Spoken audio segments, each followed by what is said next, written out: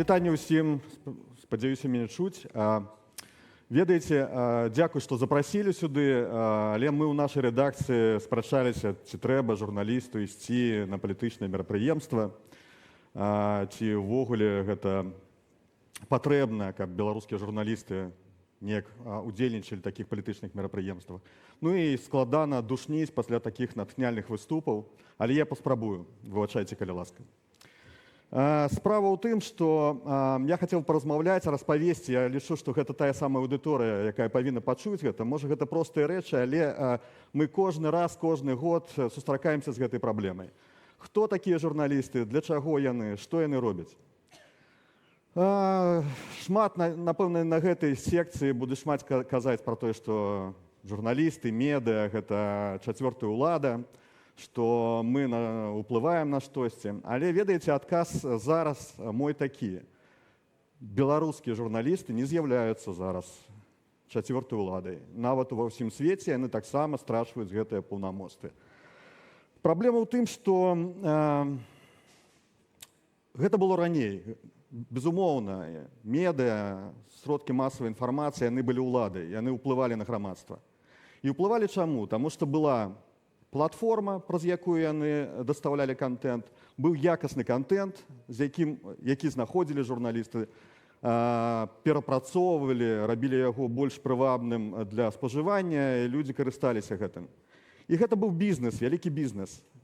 То бок, медыа маглі самі сябе фінансаваць, медыа рабілі якасны контент, і медыа збіралі аўдыторыю, яны ўплывалі на грамадства. Безумоўна, гэта частка ўлады.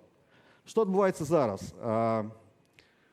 Некалькі дзён таму я ўбачыў пост Маска, і, ведаеце, на мой погляд, гэта ўсё тлумачыць. Гэта не тое, што вы падумалі, гэта не ад сэрца да Марса яго выхадка, але быў яшчэ адзін пост. Пра тое, што кожны зараз з'яўляецца журналістам і медыа. І вось гэта насамрэч не тое, што праблема, гэта добра, але атрымліваецца так, што мы размазалі вось гэтую ўладу паміж платформамі, паміж рэдакцыямі, журналістамі і паміж бізнесам. І зараз журналісцкая рэдакцыя, яна не можа зарабляць сама насамрэч. Яна не мае платформы, яна працуе на іншых платформах. І яна застаецца ей толькі працаваць над інфармацыяй, над якаснай інфармацыяй. Чым мы зараз адрозніваемся ад звычайнага блогера, ад усіх вас? Я, насамрэч, не маю адказа, але можна патлумачыць.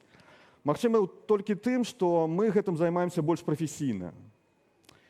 Я лічу, што эту простую думку трэба зразумець. Мы зараз, я кажу пра тое, што журналісты беларускія, яны і насамрэч ва ўсім свеце. Гэта адна з самых уразлівых катэгорый грамадзянскай супольнасці. Таму што мы страчваем грошы, мы страчваем уплыў, мы страчваем платформы, ўсё больш інфатэйменту, ўсё больш нейкіх чутак, плётак, а прафесійная інфармацыя, яна не цікавая. Яна цікавая толькі тым, хто прымае рашэнне, і ён хоча быць цвярозым. Вось я лічу, што мы яшчэ можам страчваць больш уплыву, таму што мы не павінны падабацца. Я ведаю, што і журналісты вам усім, насамрэч, тут шмат актывістаў, палітыкаў, мы не падабаемся, таму што мы робім такую працу, якая можа вас пакрыўдзіць, нешта там зламаць у вашай канцэпцыі, паказаць вас не такімі, якія вы ёсць. Але ведаеце, гэта як ёсць вечарынка, людзі выпіваюць алкаголь, і павінен быць адзін чалавек, які будзе цвярозым вадзіцелем, які дапаможа ўсім астатнім прыехаць дадому. Вось я лічу, што журналісты, беларускія журналісты, увогуле журналісты, гэта якраз тыя, насамрэч, не вельмі прыемныя людзі, не вельмі, магчыма, цікавыя, якія павінны дапамагчы грамадству заставацца цвярозым. Ці не рабіць памылак, не рабіць памылак. Ну і апошняе. Выглядае ўсё песімістычна. Я спадзяюся, што мае калегі, якія тут будуць выступаць, яны больш аптымізму дададуць. Але лічу, што грамадства зараз, нашае грамадства, павінна падтрымаць менавіта журналістаў. Павінна падтрымаць людзей, якія працуюць з гэтай дакладнай інфармацыяй. Каб разумець, што адбываецца.